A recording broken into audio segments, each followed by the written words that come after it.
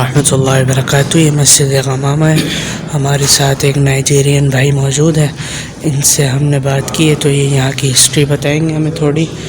तो मैं कोशिश करूँगा कि आप समझ पाएँ और मैं कोशिश करूँगा जहाँ तक हो सके मेरे से मैं आपको गाइड करूँगा। अस्सलामु अलैकुम वरहमतुल्लाहि वबरकातुहू। कैफ़ हालुक या अख़ी?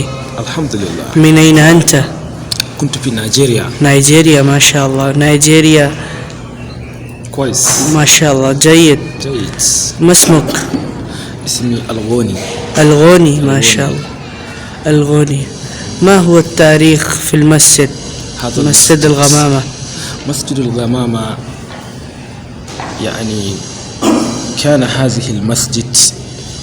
هذه المسجد المباركة من المساجد الذي يعني بني في الإسلام. تاريخه ينبغي على كل مسلم أن يعرف، لأن رسول الله صلى الله عليه وسلم خرج في المسجد النبوة يعني قريب من هذه المسجد المباركة، وحينئذ خرج ويمشي في هذه الموضع يعني قام في هذه الموضع، وحينئذ يعني الشمس يعني شدة، الناس يعني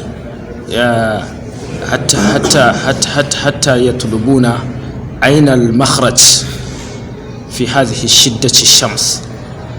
وقام رسول الله في هذه الموضع يعني جاء الغمامة في السماء يعني حتى غشي رسول الله صلى الله عليه وسلم في هذا الموضع.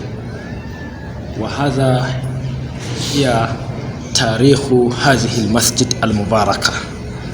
نعم शुक्रान, बारक अल्लाह फ़ीकुम, जज़ाकल्लाहु खैर।